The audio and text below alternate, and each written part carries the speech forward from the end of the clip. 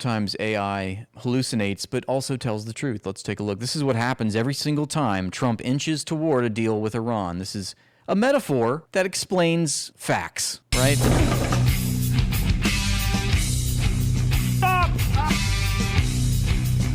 You know this is AI because he's grabbing onto hair, and the hair isn't just flying away. Make it stop! I don't think he's resisting that hard. Okay, I think that's the only thing I would take issue with. So apparently, Bernie Sanders is upset that another billionaire is taking his thunder, stealing his thunder. And hang on, I'm just trying to get caught up. Everything's good with the stream, right? Yeah, he clearly likes it. But you know, they're calling Tom Steyer, the Democrat, one of the Democrat frontrunners for the governor of California. They're calling him the billionaire Bernie Sanders, because he's talking about taxing billionaires, but he himself is a billionaire, and we're supposed to believe that he's a champion for the working class because of what? His rhetoric and not his entire livelihood and his entire personal history as the CEO of Farallon Capital, a hedge fund investment firm that has done untold harm and damage to third world countries like Ethiopia, Mozambique, and in Indonesia, but also, places like Colorado, domestic places where it's the same old story. They have to maximize profit. They have to make these investments that are high returns, but they don't want to incur any risk, right? That's the capitalist method. You want a lot of returns. You want no risk. That's why you need the government to deregulate, make it all legal. So you end up fucking over communities, you end up fucking over the environment, and that's exactly what Tom Steyer enriched himself doing, investing, in millions of dollars, hundreds of millions of dollars in the coal industry, in the private prison industry. He's like one of the largest stakeholders in some company called, it literally is called private prison something, or private correctional. I think they use correctional, but some private corporation that basically profits off of forced labor, free labor, basically slavery in the prison system. And he's made millions and billions off of that too. So he's the billionaire Bernie Sanders, though, we're supposed to believe. And anyway, I think Bernie Sanders has some words about this. Bernie Sanders is the limited hangout. We know he's compromised, but it's funny when they fight amongst themselves. I think it's revealing. So Senator Bernie Sanders brilliantly mocks the billionaire class. He reveals a 5% wealth tax would cost Jeff Bezos $14 billion. Imagine that. Jeff Bezos would be taxed $14 billion, and he'd still have a staggering $265 billion to survive. Excuse me. All right, let's take a look at this clip. My opponents, of which there are many, claim that this legislation is punitive and confiscatory. Oh, we're just picking on these poor billionaires. I mean, my God, how cruel can you be? But I want you to hear this. This just shows you how crazy the economy is today. If that bill were in effect this year, Elon Musk would pay $39 billion more in taxes. But here's 39 just in taxes. That's how much money they have. This guy has $830 billion, depending on the day of the week, and just being taxed $36 billion, and you still have another $800 billion. Really, Jesus Christ! Punchline. This confiscatory, terrible, drastic, radical piece of legislation would leave Musk with just $737 billion left to survive. Now, I know you're worried about him, but what do you think? Think he can make it on $737 billion? Yeah, maybe. Jeff Bezos would owe about $14 billion more in taxes, but he would still have $265 billion. But then how is he going to fund his data center project or his penis rocket ship project? I mean, come on, guys. Guy's got to finance his third mega yacht. To put a roof over his home. I mean, it's just insane to me that we allow a private individual in the United States to accrue basically $1 trillion to themselves. I mean, we thought having $1 billion, and it is. It's completely unnecessary. It's completely superfluous for any one person to have $1 billion to their name. And these motherfuckers have hundreds upon hundreds of billions of dollars. They're worth more than entire GDPs of countries. That's just insane to me. I can't get, I mean, that just tells you everything. So somebody was asking about, oh, you know what? They were asking about Alexandrovich, not this guy. But there's an update to, do y'all remember this guy in Las Vegas? He's an Israeli citizen. He was caught with an illegal biolab, which is filled with all these crazy viruses. But the feds are dropping charges against him. Now, who would have thought that? So apparently he had 2 biolabs. He had one in LA and one in Las Vegas. Let's take a look at this article. This is from Las Vegas News Channel. KTNV, federal charges for property manager connected to Las Vegas illegal biolab dropped. So it was what? Federal charges for property manager. Okay. Ori Solomon is his name. The property manager arrested in connection with an illegal biolab at a Las Vegas short-term rental is no longer facing federal charges. He's getting the Israeli treatment, I guess. Am Yisrael Chai, don't ask any questions. Goyim. Channel 13 learned that Solomon's federal charges were dismissed without prejudice. However, he still faces a criminal charge in Clark County for the improper disposal of hazardous waste. This all stems from an investigation after local and federal officials discovered what has been called an illegal biological lab inside a home he managed near Washington Avenue and Hollywood Boulevard. I guess this is drone footage showing law enforcement searching the home in late January. They got a whole fucking SWAT team. So they have a SWAT team, they do a raid, they find all this illegal shit, and they're like, you know what? Nothing to see here. What's that? You're a dual citizen? And what country is it? Oh, well shit. Should we book you a first-class ticket to Israel? He is the chosen one. The biolab was blessed by the Rabbi. By the Rebbe. Don't they say it like Rebbe? What's the difference between Rebbe and Rabbi? Is there one? Quiet, everyone, the tiny hat man speaketh. Zionist finance minister Smotrich says, for every drone, 10 buildings in Beirut will be destroyed. This is what barbaric Western regimes support, says Dr. Morandi. אני אמרתי בצורה חד משמעית לכל He says, I've said in no uncertain terms, and I reiterated yesterday in my own voice, alongside a very significant budgetary investment in technological and other solutions to defend against the threat of explosive drones. The best, fastest, and most effective way to stop them is simply to announce that for every drone, 10 buildings in Beirut will be destroyed. I'm pretty sure for every non-drone, 10 buildings in Beirut have been destroyed. I'm pretty sure buildings have been destroyed in Beirut and Lebanon for decades now without the antagonism of FPV drones. So if the buildings in Beirut run out, he says, we will move on to Tyre, Sidon, and Bekaa, imposing such unbearable costs on the enemy that they will completely cease their fire. They've been saying this for decades, man. Going back to for a while, but at least the 80s, early 80s, and they've yet to win. Insane. So they're coping. And I like that they're, at least they're not talking about how they're, continuing unabated in Gaza. They're actually facing some heat, and I like it, but I don't like what they're doing, of course. And we don't condone violence, all right? We're a very peaceful stream. We like peace. So Norman Finkelstein, if you've been following, has been taking some heat for criticizing people like Tucker Carlson and Candace Owens I guess he's just expressing skepticism in their analysis and their angle because they are historically neocons, which I could understand that, but they are allies in the fight against Zionism. And a lot of people are upset with Norman for some of the things he said. He's criticized the BDS movement, which I disagree with. But Brianna Joy Gray interviewed him a while back, and she says, given the renewed interest in this topic, it's worth revisiting my interview with Norm from last month, in which we debate how the left should understand Israel criticism coming from Tucker, Owens, and MTG. I forgot about MTG as well, of course.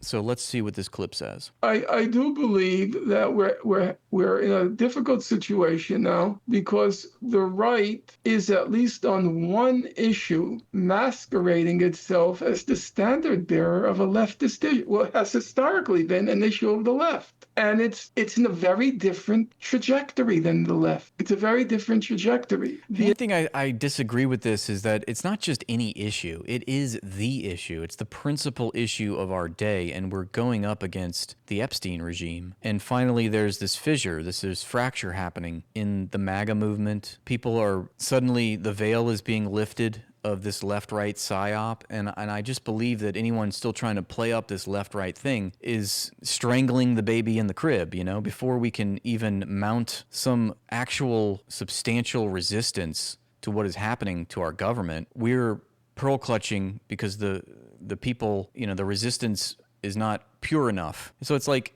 we can always do this. We can always find at fault, you know, someone who's taking a principled stance against an issue like Zionism. And what that leaves us with is just to be apathetic. We're not even going to try to reach across the aisle. We're not trying to organize with people on a human level. We're going to disregard them on an ideological basis. I have to push back against that for sure. Agenda of the right is not my agenda. You know, Well, certainly not.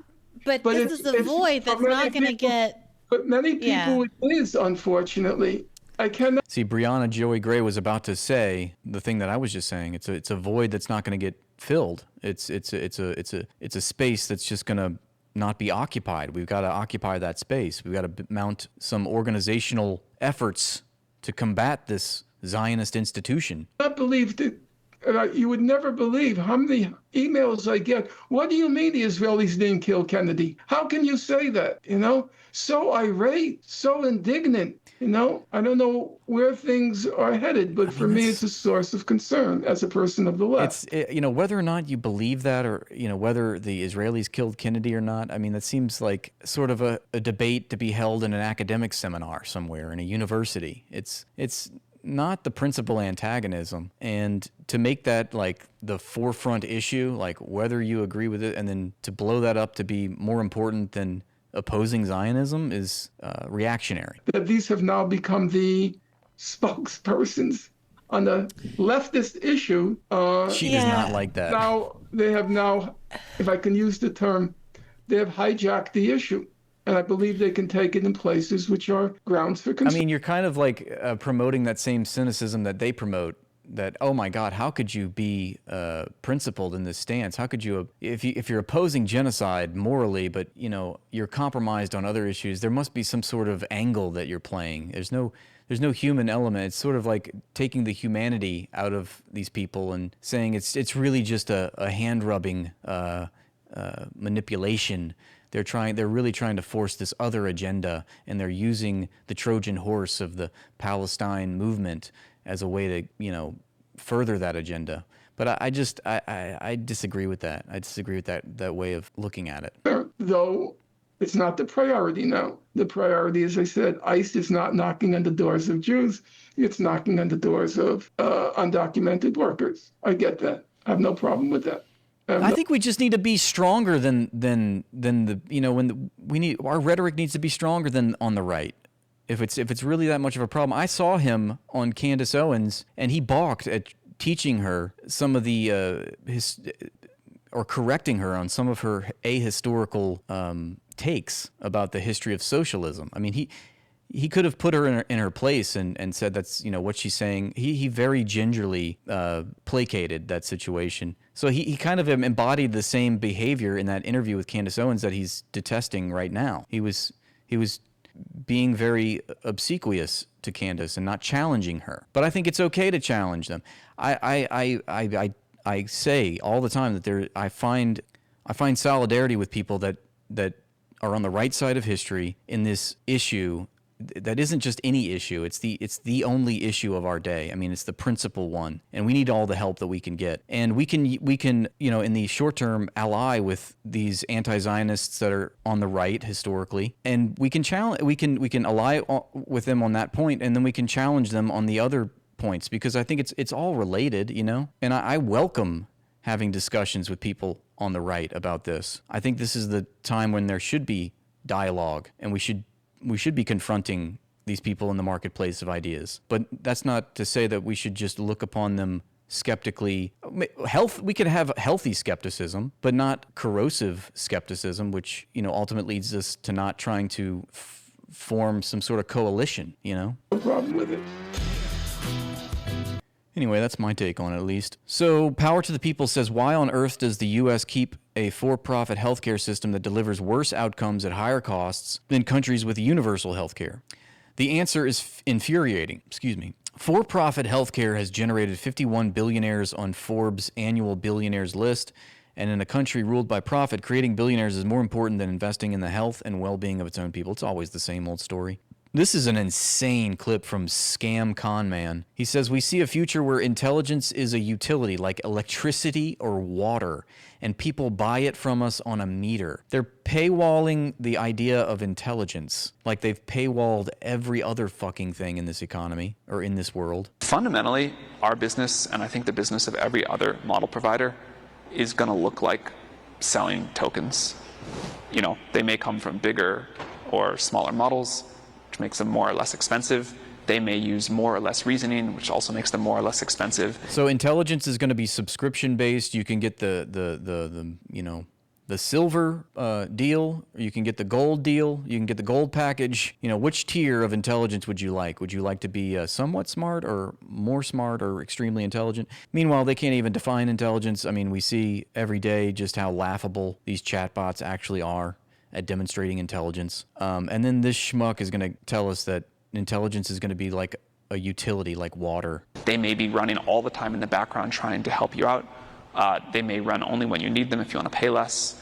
And also think about this. You have to understand the history of OpenAI. Remember, it started as a nonprofit. They had all this, altruistic philosophy. They were going to, this was not for profit. They were here to not make money. They were here only to solve a lot of human problems in our society and make the world better, right? That's what they sold us on. But whether he's a liar, which he is, or whether he's just ignorant, either way, he quickly learned that that business model was not going to save him in the highly competitive, cutthroat, cannibalistic economy, or I guess I should say culture of Silicon Valley. You know, like I say, the only reason that we know about ChatGPT is because OpenAI struck a deal with Microsoft to the tune of $40 billion. It might have been more than that. I think it was at least $40 billion. And in that deal, they acquired access to all of Microsoft's data centers and its huge cache of GPUs and computers and chips. And if they didn't have those material resources that Microsoft provided, they wouldn't have been able to train their ChatGPT model to the extent to where it becomes a viral sensation in 2022. And,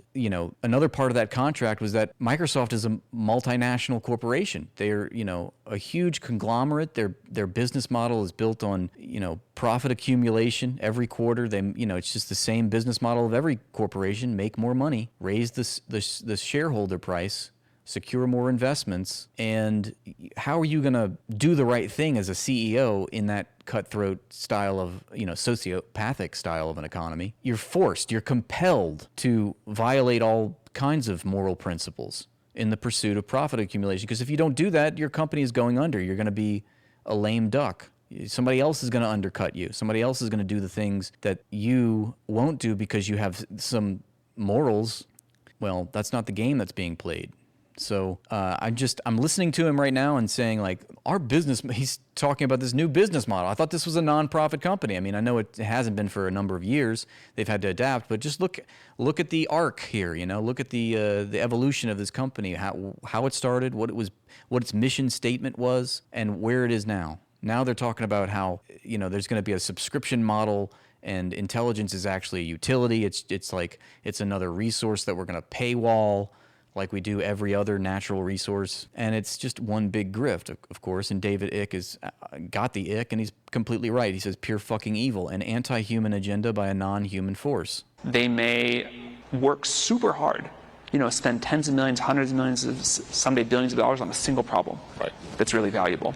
But we see a future where intelligence is a utility like electricity or water, and people buy it from us on a meter and use it for whatever they want to use it for. The demand that we see for that seems like just use it for what, human trafficking, arms sales, money laundering, blackmail, whatever you want to do, it's fine. Just make sure you pay us our shekels. It's going to continue to just go like this. And if we don't have enough, we either can't sell it, or the price gets really high and it kind of goes to rich people, or society makes a bunch of sort of central planning decisions that I think almost always go badly about, we're going to use our limited compute supply for this and not that. So the best thing to me throughout all the history of capitalism, innovation, whatever you want, is to just flood the market. Yeah. Flood the market. He actually said capitalism, too. Usually they don't say the C word. They don't say capitalism and they don't say class. But hey, you got to flood the market. The market, fundamentally, from the market, our business, and I think the business the market shall set you free, folks. The IRGC released footage showing a successful interception of a U.S. MQ-9 drone, Reaper drone, yesterday. Beautiful, beautiful stuff. Here it is. The IDF begins ground invasion against Lebanon beyond its self-declared yellow line buffer zone in southern Lebanon. Israel's new yellow line in Lebanon. Here's this infographic. Israeli forces say they have established a yellow line in southern Lebanon, similar to an Israeli military measure in the besieged Gaza Strip.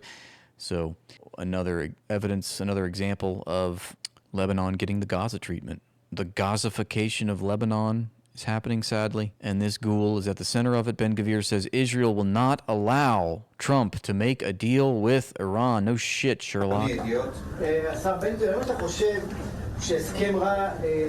Who cares what this inbred hobbit thinks? He says,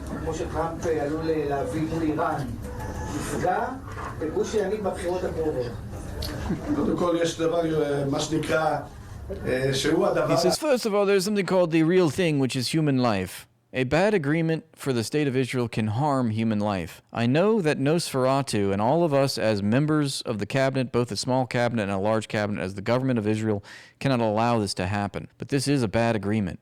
This is an agreement that can harm the state of Israel, and we will not allow this to happen. A bad agreement will not happen. It cannot happen. Because in the end, the agreement is bad. He's so eloquent. It has nothing to do with the elections, blah, blah, blah. And the clip stops there. Well, he sounds like he's coping, doesn't it? In other news, Elon continues to falsely call Hitler a socialist, and Grok continues to correct him, explaining that Hitler was a fascist who rejected Marxist socialism and class struggle. Here's the T. Bom, bom, bom, so Elon Musk says Hitler was also left, just a different type of left. So, right. A hardcore socialist, he says. So he gets fact-checked by Grok. Grok says Hitler was a fascist, not a socialist. The Nazi Party's full name included socialist for propaganda appeal to workers. So, I mean, Grok has more critical thinking skills than Elon Musk, but that's not too surprising. Hitler explicitly rejected Marxist socialism, class struggle, and internationalism. He purged actual socialists, banned their parties, sent them to camps, allied with industrialists, and privatized industries while preserving private property aligned with state national goals. This is 1000% true. In fact, it's often said that the Nazis popularized the term privatization in the 30s because of how they actually, at a time during the global depression where you had a lot of governments, especially in the West, who were moving towards what some might consider state socialism, where the state was actually bankrolling these industries and keeping them afloat. Hitler did the exact opposite. He reprivatized. He sold off more state property to the industrialists. That was his pledge to the hyper-capitalists in Germany. And that's why all the hyper-capitalists and industrial monopolists co-signed that letter to von Hindenburg when Hindenburg won the election to appoint Hitler as vice chancellor, which he did. Now tell me, why would a bunch of uber-capitalists, privatizers, why would they want a socialist, an actual socialist in power who wanted to, socialism always calls for agrarian reform. Socialism calls for the reappropriation of private property to be state-owned or publicly owned, and that was not something that Hitler did. So you have to parse it out. You have to use critical thinking. You have to understand that just because somebody calls themselves a thing doesn't mean that they are that thing. I could call myself the Pope. Doesn't mean I'm the Pope, right? Well, the Nazis weren't socialists, even if they called themselves that, because you have to look at the material policies that they carried forth, the policy decisions that they made. What did their economy look like? How was it organized? Et cetera, et cetera.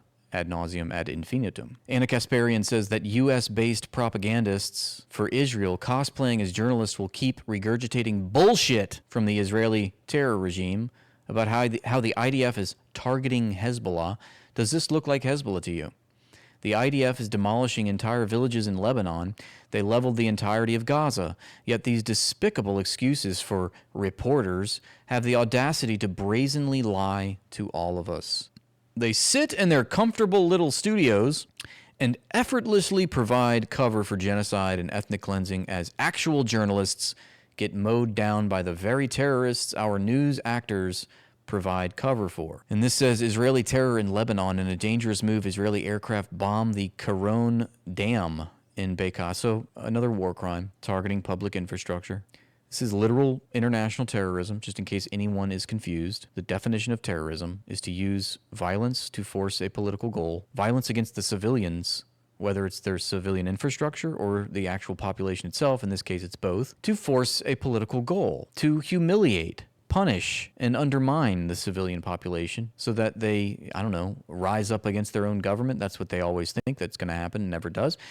According to Israel, there was a Hezbollah fighter inside the water. Can't make this shit up. He was there. It was a Hezbollah fish. The fish was Hezbollah. Suleiman says, breaking, Trump begs Iran to surrender. Donald Trump says, if Iran surrenders, admits the Navy is gone, admits that their Navy is gone when it's not gone, but just if they admit it, and resting at the bottom of the sea, and their Air Force is no longer with us, and if their entire military walks out of Tehran, weapons dropped and hands held high. Man, this guy is just a fucking fantasy. He's living in a fantasy world. Shouting, I surrender, while waving wildly the representative white flag. And if their entire remaining leadership signs all necessary documents of surrender and admit their defeat to the great power and force of the magnificent USA, the failing New York Times, the China Street Journal. He calls the Wall Street Journal. That's funny. The corrupt and now irrelevant CNN and all other members of the fake news media will headline that Iran had a masterful and brilliant victory over the USA. It wasn't even close. The Democrats and media have totally, he's still pumping that, Democrats. He came up with that. He's so proud of it. The Democrats and media have totally lost their way. They have gone absolutely crazy. Methinks the crazy call is coming from inside the House, the White House, Donald Trump. So everything he said, just apply that in retrograde. Tom Steyer is still trying to market himself as the good billionaire. He says, if you think it's strange that the only candidate who supports taxing billionaires is a billionaire, well, so do I. Yeah, it's a really funny coinky dink. But here, I'm self-acknowledging that I know this is crazy. I know this doesn't make sense. But I, a billionaire, am here because I care about the working class. When the 7 leading candidates for governor of California were on a stage, they asked if you were going to tax billionaires, and one person said yes. And you're looking at the one person. I've been saying for a long time, we need to be taxing billionaires. That's awesome, man. He's been saying, so has Bernie Sanders for a long time. Lots of people have been paying lip service to this idea. I think we're well past taxing the rich at this point. Wouldn't you agree? Like me more. We need to be taxing the big We just have to tax the pedophiles and then everything is okay. Corporations more. California's an incredibly successful. We know they're eating babies. We know they're holding ballistic rituals where they sacrifice children. But if we just tax them a 5% marginal rate, we could solve so much. State, on average, we have the highest poverty rate in the United States of America. Something's not right. When the 7... Something's not right, all right. And I think it has something to do with Tom Steyer. So just suspend disbelief is what they tell us. Trump and the New York Police Department labels Americans who oppose data centers as violent anti-tech extremists as law enforcement prepares for a full-fledged crackdown on dissent against AI. The ruling class plans on making opposing the technocratic feudal state illegal. It's a great way of putting it. We don't have a democracy. We don't even have a constitutional republic. We have a technocratic feudal state run by pedophilic baby-eating oligarchs. Gross. The Trump administration and law enforcement plans to crack down on anti-AI and anti-data center sentiment, smearing the American people as anti-tech, violent extremists. There is a massive uproar against AI and data centers after they displaced American communities, driving up utility costs and using up and polluting our water. 71% of the American people oppose the massive expansion of AI and data centers into their communities. Despite the protests and mass opposition against AI and these massive data centers, the ruling class is completely unresponsive to the will of the American people. Instead of addressing the concerns that the American people have regarding AI and data centers, you have law enforcement, including Zoran Mamdani's NYPD, that is joining the Trump administration and smearing the American people as violent extremists. The NYPD is predicting massive civil unrest as the ruling class continues their technocratic dystopian agenda. And the NYPD makes it 100% clear that they're not here to side with the people against data centers and AI, but they're here to protect and serve their big tech overlords and to help them implement their dark AI agenda. Yes, indeed. Always love the hotspots from our friend Nick Cruz. I hope you follow him on YouTube and on Twitter. Another, let's see, another Ben Gavir clip. It says, Israel needs to cut electricity to Lebanon. I remember another defense minister saying this a short while ago, a couple years back, after October 7th, in regards to Gaza. Didn't we just say Lebanon's getting the Gaza treatment? Oh, God, please don't fucking say it, don't spray it. We are not willing to continue the battles, he says, but rather want to defeat them. The electricity in Lebanon needs to be turned off. These fucking ghouls just do not understand the concept of fighting a war. It's only just attacking civilians. To conquer the echo of the Zaharani, what is the Zaharani? I've never heard that word. Even more and return to a fierce war. The state of Israel, he says, cannot absorb and contain, absorb and feed, he repeats. I tell the head of the government, stop it now. No, you guys are absorb and starve. That's what your MO is. I tell the head of the government, stop it now. Stop it now, this time with all your might. Please, Nosferatu. Nosferatu, where are you? Help us, Nosferatu. You're our only hope. Here's a clip from Jeffrey Sachs claiming not one U.S. president ever really had control of the CIA. I'd believe it. Who was the last president to control the CIA? No one had actual control over the CIA. Ever? Ever, because most of the time, with one pertinent, horrible example, presidents have gone along with the CIA. Of course, the one horrible, shocking, disgusting example is John F. Kennedy, who famously said that he would like to dismantle take the CIA and tear it into 1,000 pieces. And maybe those were his last words, in essence. That's so true.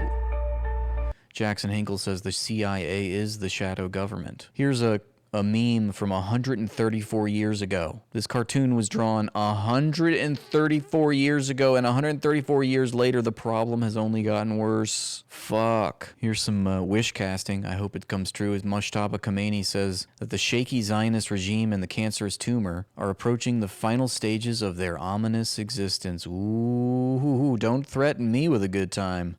Guys, it's not a genocide, but here is before and after Israelis' war on central Rafah. The time lapse here. So they've completely leveled Rafah. Rafah does not exist anymore. It's literally an Israeli military base. They've already started constructing a military base in Rafah on top of the mass graveyard that it is. I'm sure there'll be a Starbucks there in no time. Utterly depressing. How can you not let this jade you, about the nature of the world that we live in? In other news, Jared Kushner looks like an angry lesbian woman. Look at that, those supple cheeks. It's a shame with all that money he couldn't buy himself a personality. Still slimy as ever. Here it is. This is what I was just talking about. This photo shows Israel building a new military base. Oh, I'm sorry. This is over another Palestinian city. Over the ruins of Khan Yunis. So everything we just saw about Rafah, yeah, well, that's Khan Yunis. Now they've already started constructing a base in Khan Yunis. And it's like pictures like this make me realize just how small Gaza is. It really is such a small enclave. 25 miles long, 5 miles wide. You know, the genocide can be seen from space. The footprint of the genocide can be seen from space. So what is happening exactly, asks Brianna Joy Gray, in response to this clip of Tucker Carlson going completely rogue on live TV. He boldly demands that ordinary Americans completely stop paying their credit card debt. He brilliantly compares massive banks to cartel drug dealers, exposing how the corrupt system intentionally traps students in endless debt. Let's take a look. If you're in debt to anybody, you're literally in debt to them. You owe them something you haven't yet paid. So that is, by definition, their control over you, right? Yeah, they have control over you, and they can take your assets if you don't pay them. So I totally understand it, and it's a risky. Depending on the type of person. Some people are more risk taking when they don't have the funds. I don't believe you should be taking out loans that you can't afford. It's people saying don't spend money you don't have. It's something most people are aware of, but some people don't practice that. Yeah, I used to feel that way. Now I'm kind of like, I don't know.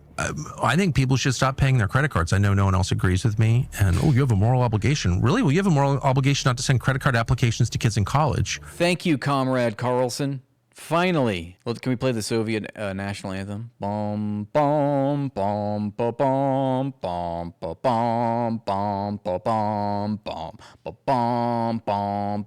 All right. So this goes both ways. It's like just blaming the drug addict and never mentioning the dealer. Someone's selling the fentanyl, and that person is on the hook too. So that's how I feel. So is it a sin to rip off your drug dealer? I guess. It's not one I'm going to judge you for. Sinful. Yeah, I think it depends on whether the drug dealer has a tiny hat or not. 100% agree with you there. Yeah. Let's read. Dr. Butch Ware has a thought for us. He says, there's no greater direct corruption of the principles of democratic governance, are you paying attention, than to allow a billionaire to personally purchase the highest office in a state. Remember Tom Steyer? Tom Steyer spent $200 million. Or he did, but if he wins, he would have spent $200 million to purchase an election. And if he did, then you don't have a democracy, you have an oligarchy. If Xavier Becerra, his challenger, his Democratic frontrunner challenger, can have corporations purchase an election for him, you have an oligarchy. Without publicly funded elections and spending limits, democracy is a sham. He's absolutely correct. He always comes correct. That's Dr. Butch Ware. He's running for governor as a Green Party candidate. We've been advocating for him. We've endorsed his campaign. He's faced such subterfuge by the Democrats, illegally sabotaging his campaign for governor. They pushed him off the ballot quite illegally. He's suing the Secretary of State, I believe, right now, and he's getting some motion in that. We're going to have him on the show on Thursday, 7 p.m. Pacific time, and we're going to ask him all the appropriate questions about his campaign, and I hope you join us for that. It should be an enlightening conversation, and if you have any questions for him, our wonderful moderator, Obi-Wan, has created a thread in the Discord channel called Ask Butch Ware. So if you have questions you'd like me to ask him, I will take a look at it, and if I deem them appropriate and insightful, then I will ask them. Okay, moving on. Here's a clip of the U.S. bombing an Iranian naval vessel. I think we saw this. This is from last night. Yeah, these are all... Okay, I think we're caught up. This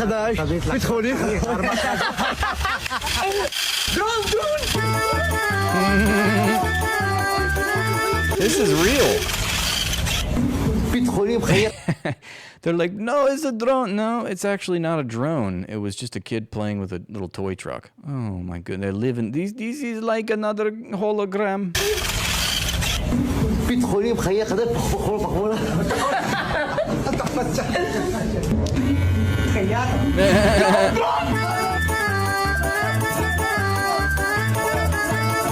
Oh, hilarity ensues.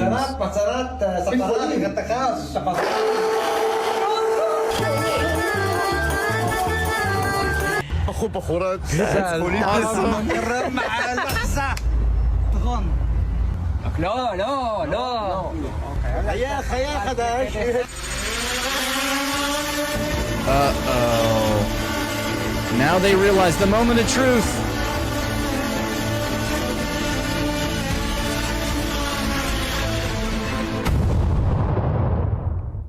Wow, that was great.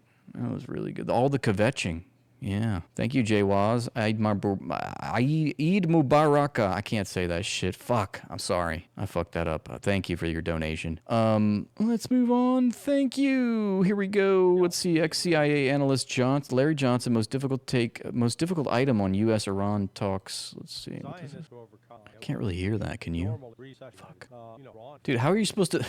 Look at this. How am I supposed to turn up the volume? As soon as I go to turn it up, it's like, what the fuck? That's annoying. Yeah, the Zionist control over Donald Trump is too great to overcome any of what would be normally considered reasonable concessions on the part of the United States. Thanks, Big Ronnie. I'm very grateful to this community. I know. I can't believe we made it to 100K. Let's keep it going. Thanks for the congratulations.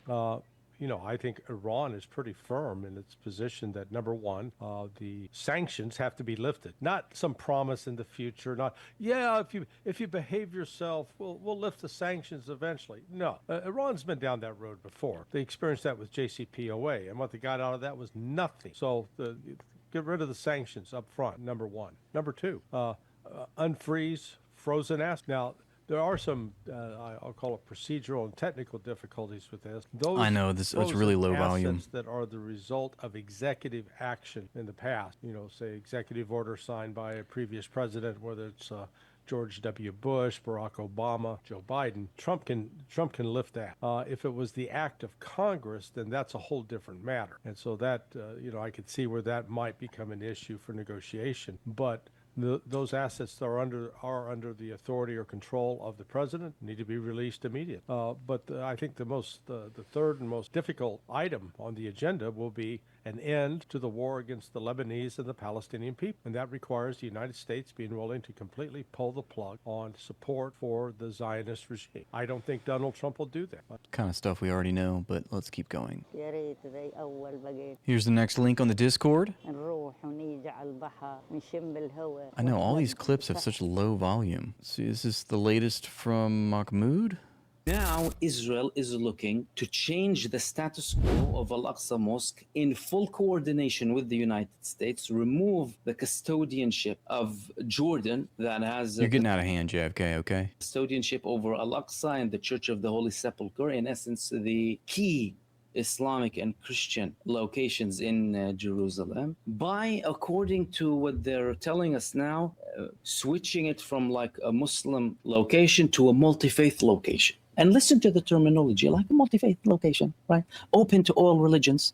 You'd think to yourself, if you're sitting there and everything is normal, yeah, multi-faith, everyone visiting, we share things and whatever. How beautiful is that, you'll think. The reality on the ground is where we have an illegal, brutal occupation. Thank you, Wagner. I hope I said that right. I appreciate that. Yeah, I'm very excited about the growth of this channel and the growth of this community. And I want to thank everyone for giving me a purpose each day, each night. I take it very seriously, trying to deliver informed content, and I'm happy that it's having an effect, honestly. So thank you. Yeah, I know they talk about it destroying the Al-Aqsa.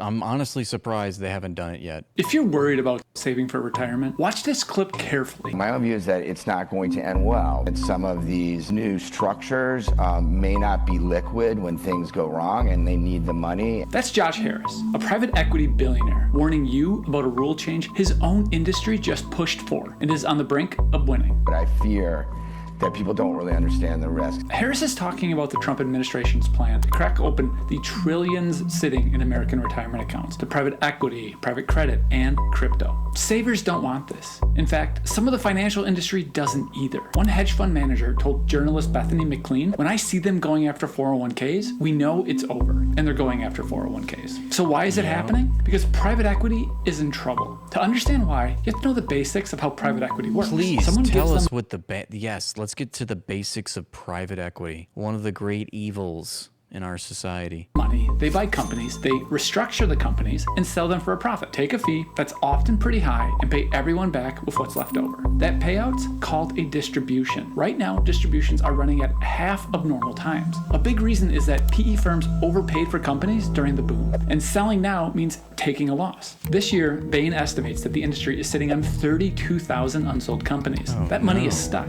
Even in good times, private equity locks your money up for years. You can't pull it out on demand. The people who used to fund it, like with Harvard and Yale's endowments, are walking away, which means the industry needs a new pool of money. That is where your retirement savings come in. 401ks have been so far off limits to private equity. The rules say your employer picks what you can invest in, and you can sue them for bad options. Trump's proposed rule changes that. If an investment into private equity or credit goes bad, your employer won't be held responsible as long as they follow a process. But you will lose out. It gets worse. Morningstar, a firm millions of investors use to rate funds, says it's not even sure how to evaluate these new investments. Unlike public companies, they're opaque. The private equity industry and its sister industry, private credit, have wanted this for years, and they couldn't get it. Luckily for them, the crypto industry was running into the same problem. People aren't flocking to crypto like they used to. Bitcoin has plummeted it's down 13% just today. So it has dropped from 109,000 to 63,500. Together, they lobby the president with significant crypto holdings. The cryptocurrency market is a rug pull? And now they're on the cusp of getting access to 401ks. But they're not over the finish line yet. The rule isn't final. There's a public comment period before it takes effect. Go to the link in our bio to tell the administration what you think. Man, I just think about George Carlin in the 90s talking about this. When he leans into his audience, he's like, they're coming for your retirement money. They've got it all and they're not satisfied. They want your retirement money. Finkel-Dink lecturing the Columbia University student who came up for 30 minutes on how he disagrees with their slogans. 30 minutes? You send me a 30-minute link. I don't make any claim to infallibility. I'm simply stating, based on my long experience in politics, I don't agree with the slogan, from the river to the sea, Palestine will be free. Oh my God, who gives a shit? It's very easy to amend and just say, from the river to the sea, Palestinians will be free. And that simple amendment. That is so dumb, man. You're tone policing the rhetoric of the resistance when you should be joining the resistance, being allowed. I mean, he has been a loud voice in the resistance, but now he's like turning around and speaking to his peers and say, you know, you really shouldn't say it like this. You should say it like that. And, you know, we've got to be really careful about how we protect Jewish feelings. You don't want to offend the Jews, please. Please don't. Have you considered how they feel about your words? Amendment. I just reject all this shit, especially as a satirist. I feel like that's my job to go there because of the preciousness, which is really just a veil. It's a veil to commit more crimes. And we have to be iconoclastical. We have to smash the preconceived, taboo, stereotypical things we can't talk about. I mean, to show people that it's more important things to be concerned with. And people can say words, people can think what they want. I personally don't. I think that as a human being, you're allowed to think whatever you want. It can be racist, it can be misogynistic, it can be sexist, it can be whatever. The problem arises when people organize around that ideology, when they take on other identities and they have that ideology at their root, you know, and they lobby the government, they accrue political power, like I say. And I think I disagree. I don't think that not every ideology needs to have organizational powers, but people are allowed to think whatever they want. I mean, it's not illegal to be racist. Not that I agree with it. I mean, I don't, you know, but I'm against these kinds of supremacist ideologies gaining a foothold in our government. You drastically reduce the possibility of being manipulatively misunderstood. But when I was hearing that this slogan causes pain, anguish, Whose pain? Fear, whose anguish? Whose fear? I have to ask myself a simple question. What does the slogan, "We support the IDF," what does that convey? Yeah, well, now you're getting... The IDF right now, you're warming Israeli up. Defense Forces, it is a genocidal army. Why are you allowed to have public support for a genocide, at this moment, a genocidal state and a genocidal army? Okay, the language doesn't seem as provocative. We support the IDF. But the content is 10,000 times more. I think I was trying to make a distinction between rhetoric and actions. I think rhetoric is one thing. I think actions are another. That's all. And this is a broad stroke. I'm sure you can needle it to death, and I'm just saying as a rule, and there are exceptions. Şimdi şöyle söyleyeyim. Ateş ettiklerini anlasak buna dünya inanmazdı, zaten inanmıyorlar. I don't know what the hell this is. The guy's not even speaking my language. What do I care? Okay? What do I care about that? Oh my God, Jimmy Kimmel just made a pharmaceutical ad for Trump, and I cannot stop laughing. Nobody said getting older was easy. You're struggling to stay awake. Your memory is fading. Our great First Lady, who's here someplace. Let's see. I think this is our First Lady. Literally right next to you? Your dear lifelong friends are dead. And no matter what you do, allegedly, just can't get your poll up. It's time to make yourself great again with Resign. Resign. Go back to doing the things you love. No more intelligence briefings, questions about the I learned today that Donald Trump, when he was not president, he was talking about all the blunders in the Middle East. He said something like, if we had just, if George W. Bush had just decided to just go to the beach and not do anything, the world would be so much better. He didn't have to start this war. It's like, I can't believe he said that. And then look at where we're at now. Started, or shaking hands with the French. Why doesn't Donald Trump just retire? Just go to the beach. Go to Mar-a-Lago, Donald Trump. Resign will lift the weight of the world off your cankles so you can grab life by the again. Ask your conscience if Resign is right for you. Side effects include spontaneous celebrations, loss of ballroom, and firm global erections that will last for years to come. Get your life back. And give us ours with Resign. I'm JD Vance, and I approve this message. JD Banks approves this message. Oh my God, the Norlander has spoken. What do you think in the comments? If you let me know what you think in the comments, please. I really want to hear what you think in the comments. I want to drive up engagement on my funny little video. Please, please. What you're seeing here is Nazi Deutschland 2.0. The grandfathers did the same thing against Jews and leftists. Now it's against Muslims and leftists. Nothing changes in Germany. Nothing changes in Germany. We saw that video already. Okay, Eldridge, you little butt pirate slut. He's got a whole array of bumper stickers. He's like, which one is appropriate here? That's awesome. U.S. Secretary of State Marco Rubio arrives in New Delhi and asks, where is everyone? At the airport, he was only greeted by the commander of his own plane. Oh, that's sad. Sad Rubio. What a sad Rube. And not a single Indian government official came to meet him. Damn, that's tough, dude. Nobody's there.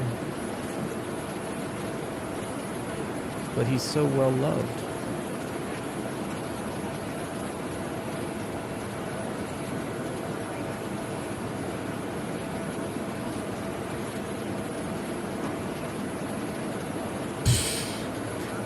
There's a 15-year-old sea merchant. Merchant Marines. Literally no one's there. Oh, there's Chad. There's your Mossad handler. Right this way, sir. No pageantry.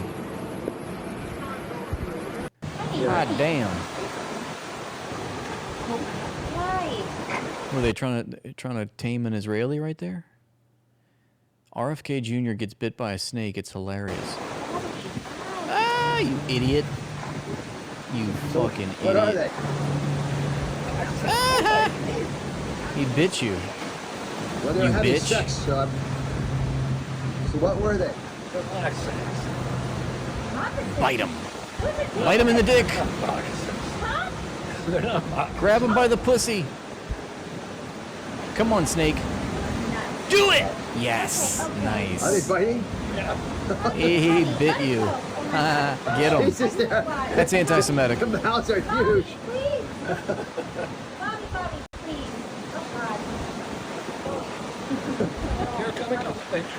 Damn. The only thing good about that clip was, I mean, obviously him getting bit by a snake was kind of funny, but also the beach. Gosh, I miss the beach. What's a woman? Your mom. See, you can't even answer that, dude. That's an answer. Your mom is a woman, isn't she? What is the female anatomy of a woman? Your mom. Perfect answer. Like, dude, you're not even fucking answering this shit. I'm giving you an answer. Do you know what your mom is? Is your mom a woman? Tu mamá. Sí, también. Hey y'all, I'm Lieutenant Colonel Ariela Mazor, and I'm the new IDF International spokesperson. Why do they all look like this? Hey y'all, I'm Will, and I just want to make genocide look real cool and inclusive. That's what y'all look like. As a y'all sayer. He said y'all, or they said y'all, what? Hey y'all, I'm Lieutenant Colonel Ariela Mazor. Hey y'all. That southern drawl, I say y'all. People that are indigenous to the Middle East say y'all? I had no idea. And I'm the new IDF International spokesperson. Hey y'all, I'm Will, and I just want to make genocide look real cool and inclusive. That's what y'all look like. As a y'all sayer, you opening this with y'all when you're introducing the next Goebbels is mind-boggling. And then you go on to do this to just try and humanize it. What made you want to serve in this role? Ooh. Well, I love that you asked. I just wasn't doing enough genocide on the front lines. Coffee or tea? Coffee, and a lot of it. Oh, that's what I like to know about my war criminals. Yeah. They're beverages of choice. See, they're she just like me, for real, for real. The Hague will take that into accommodation. But this is a... But sir, she liked coffee. She liked to drink a lot of coffee. Excellent piece of propaganda. And this is something you'll notice about the IDF very often, which is in their propaganda, they make sure that their military members are wearing the outfit.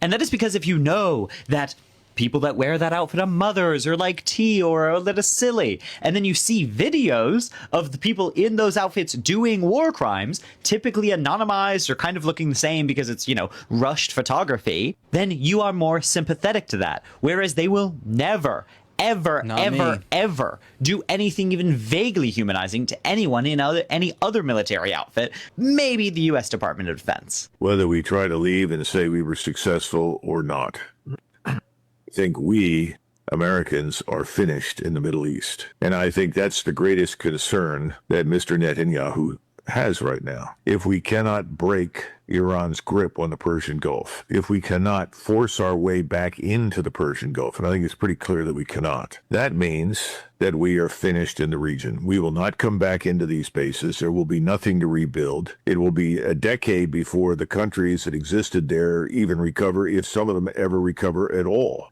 because frankly, in that part of the world, there just isn't enough water to support much development.